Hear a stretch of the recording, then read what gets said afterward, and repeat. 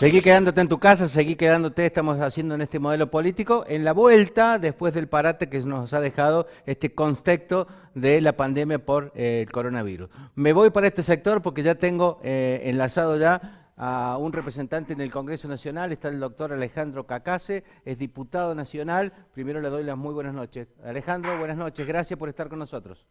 Orlando, buenas noches, un gusto saludarte y un gusto estar en tu programa. Gracias por estar del otro lado, doctor. Sé que los minutos valen oro. Bueno, hemos hablado con parte del comité de crisis, con almaceneros, con la CAME, con las pymes. ¿Cómo se vive en el Congreso Nacional este contexto nacional de la cuarentena, de la pandemia, y cómo lo toman los partidos políticos sin pisar la arena política y pensando en el bien general de todos los argentinos? Bueno, recién hemos terminado nosotros una sesión que hemos hecho, la primera sesión virtual que hace la Cámara de Diputados de la Nación. Habíamos puesto a punto el protocolo de funcionamiento remoto de nuestro Parlamento para tener un pleno funcionamiento. Ya al comienzo de la pandemia nosotros comenzamos con un trabajo conectado remoto que consistió en presentar los proyectos de ley, de resolución, declaración vía digital, se habilitó la firma digital, se hicieron reuniones de comisión virtuales. Pero esta fue la primera sesión que a su vez sirvió de sesión de prueba. La verdad es que tuvimos algunas dificultades técnicas que hay que resolver. Se aprovechó en la primera sesión de prueba de hacer una capacitación que estaba pendiente sobre la ley Micaela, pero sobre todo porque necesitamos hacer una próxima sesión donde se aborden los temas que directamente afectan al combate a la pandemia, entre ellos la exención del impuesto a las ganancias para los trabajadores que están directamente relacionados al combate del virus. Estoy hablando, por supuesto, de los médicos, el personal de salud, el personal de seguridad. Necesitamos desesperadamente medidas de alivio para las pymes en particular. Hoy salió una nueva encuesta de la UIA, de la Unión Industrial Argentina, que muestra que el 80% de las pymes no pudieron acceder a los préstamos al 24% que se otorgó con la garantía del Estado. Está en marcha también el programa de asistencia a la producción y el trabajo, que son los subsidios que se dan a las empresas. Pensemos que en este parate económico total que hemos tenido, las empresas no están facturando, pero le hemos solicitado, sin embargo, que desde el Estado, que tengan una obligación de preservar el empleo. Esto tiene enorme costo y por ende debe el Estado ayudarlas, pero los mecanismos están teniendo dificultades en llegar. Tenemos también entre manos lo que es la protección social y económica a toda nuestra población. Es en ese sentido que yo había presentado al comenzar la pandemia el proyecto de ingreso universal de emergencia, que el gobierno tomó e implementó como ingreso familiar de emergencia, que se ha decidido su prórroga para este mes. Pero estamos en un esquema que, como todos sabemos, no hay un fin claro para la cuarentena. El vencimiento que opera este fin de semana se entiende que será prorrogado por otros 14 días. Hay cierta forma de restricción que va a continuar al menos hasta el 14 de junio y entonces en esto necesitamos ver cómo proteger a nuestra población que pueda adquirir los alimentos, insumos básicos, medicamentos y en definitiva sobrellevar su vida en esta Está situación bien. difícil que estamos viviendo. Así que todo eso exige la acción del Congreso y por eso hemos buscado activamente garantizar la forma de funcionar para poder dar estas discusiones que el país necesita hoy. Bien, la virtualidad ha llegado de forma definitiva hoy, doctor, al Consejo Liberante de la Capital y la Cámara de Diputados, su ex Cámara de Trabajo aquí en la provincia, también va en camino de adoptar la virtualidad en las sesiones. Quiero preguntarle por un tema que hace mucho ruido en San Luis todavía y tiene que ver con esta solicitada que pidió el gobierno nacional, pidió a gobernadores e intendentes de toda la Argentina su rúbrica, su aval. La provincia de San Luis no ha acompañado el gobernador de la provincia. Alejandro Cacase ha dicho que el gobernador de San Luis ha hecho bien en no firmar esta solicitada. Bueno, yo lo que dije en verdad es que en su lugar yo hubiera hecho lo mismo de no firmarlo.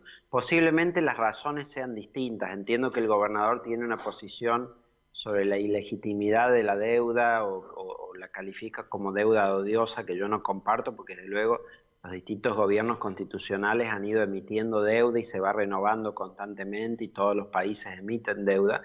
Lo que yo sí creo que está bien es no dar el aval a un proceso de reestructuración que tiene un destino incierto. Claramente todos creemos que el gobierno debe hacer los esfuerzos por reestructurar si sus gestiones resultan en que haya mejoras en los plazos, montos, intereses que la Argentina paga por su deuda, eso es positivo que lo haga, pero no nos podemos comprometer a cualquier resultado. Es decir, se ha hecho una cuestión casi épica de la deuda que podría también terminar en default si no se hace el acuerdo con los acreedores, y esto es decididamente malo. No me gusta cuando demagógicamente se habla de decir, bueno, no paguemos la deuda porque antes está las prioridades de los argentinos o nuestra población, pero se ignora ahí que nuestras políticas públicas, nuestro esfuerzo fiscal se hace a partir del endeudamiento, lo hacen todos los países. Bien. Y hay países que tienen deudas mucho más serias que la nuestra y sin embargo eso no es un problema porque pueden refinanciarlas y porque hay confianza en ellos en la comunidad internacional. Fíjate, Orlando, nomás hoy mismo con el tema del combate al coronavirus.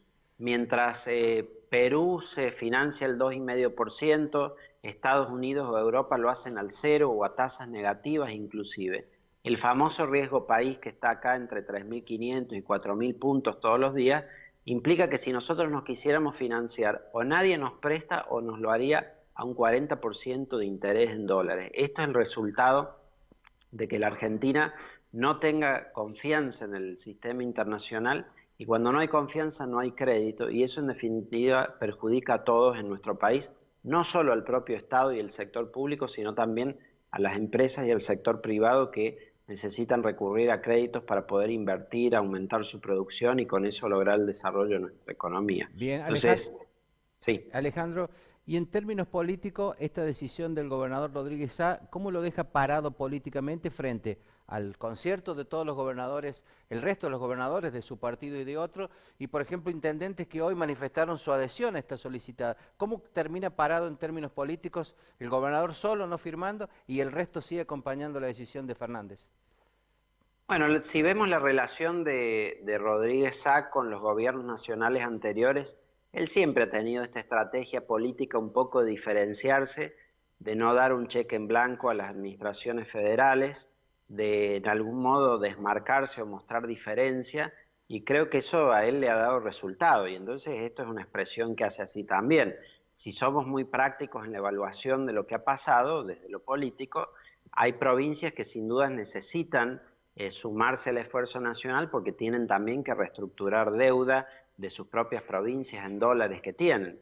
El caso de San Luis en particular es uno que no tenemos deuda en dólar ni deuda contraída en moneda extranjera o con acreedores extranjeros o deuda externa propiamente dicha, y entonces no tiene una necesidad política de sumarse a eso el gobernador. Por supuesto que dentro de su partido, de lo que es el Frente de Todos, algún resquemor esto le puede traer con el gobierno federal o con el presidente, pero creo que también conocen cómo es su carácter y cómo es su actuación en el pasado, entonces tampoco atribuiría esto un gran conflicto. Ese desde luego es un tema interno del PJ, pero no debiera sorprendernos mucho lo que ha sido la actitud del gobernador al respecto si conocemos su actuación en el pasado.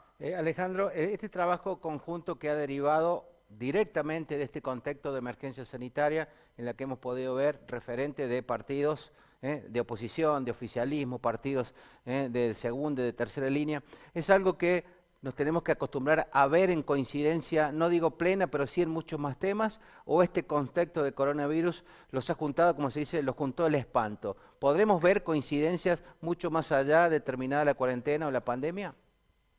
Y las situaciones de emergencia siempre requieren de alto consenso público para poder determinar las decisiones. Esto lo vemos no solo en Argentina, sino en otros países también.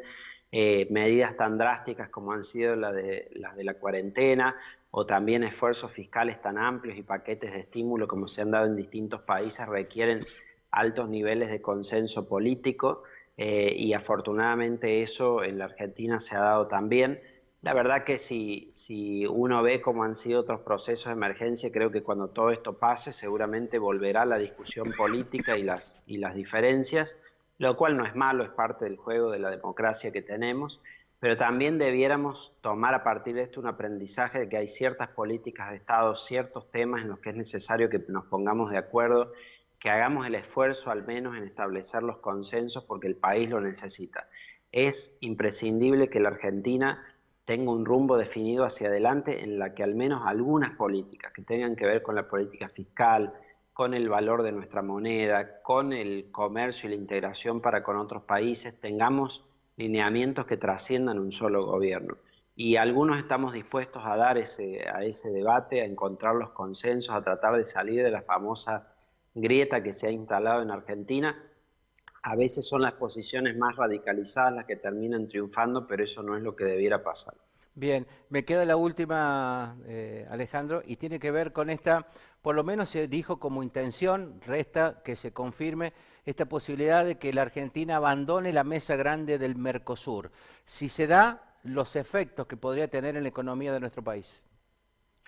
Bueno, eso creo que es muy negativo. Precisamente cuando hablaba de las políticas de Estado, una muy clara ha sido la de la pertenencia a un bloque regional y la integración regional, como lo iniciara el presidente Alfonsín durante su gestión, después el presidente Menem con la firma del Tratado de Asunción, y ha sido una política que hemos sostenido en todos los gobiernos, el de nuestro bloque regional y el de negociar con otros bloques regionales en el mundo.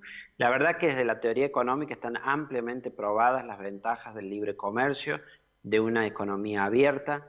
Argentina es hoy una de las economías más cerradas del mundo en términos de la participación de exportaciones e importaciones sobre nuestro PBI. Entonces creo que es un paso muy malo el que ha tomado el país en esa materia. Si fuera porque como otros países trata de retirarse para generar acuerdos de libre comercio bilaterales con otros países, uno podría hasta entenderlo, pero claramente el enfoque de esto es para tener políticas más proteccionistas y ya sabemos que en nuestro país el proteccionismo ha hecho que los consumidores argentinos sean los más explotados en el mundo, que paguen precios carísimos, la sustitución de importaciones no ha resultado, nos ha volcado el subdesarrollo y claramente todos los países avanzados en el mundo que crecen lo hacen integrando sus economías con el resto del mundo. Entonces, creo realmente que eso es negativo, va a repercutir negativamente en nuestro crecimiento y ciertamente el camino, aún en esta situación que estamos viviendo, no es nunca el de aislarnos, sino que debiéramos estar más integrados con el mundo. Alejandro, muchísimas gracias por estos minutos, ¿eh? Gracias por participar en nuestro modelo Gracias a político. vos, Orlando, y a disposición. Hasta luego. Gracias. Hasta allí el diputado nacional Alejandro Cacase, que charlaba sobre distintos temas y dijo, yo coincido con el gobernador en otros términos sobre la adhesión a esta solicitada que pidió Alberto Fernández para instalar este modelo de renegociación de la deuda argentina. Rodríguez Sá no firmó, pero sí Alejandro Cacase acaba de decir, yo pienso igual que el gobernador, en otros términos, pero estoy de acuerdo con la posición tomada. No te vayas que todavía nos queda una partecita más de nuestro modelo político de hoy.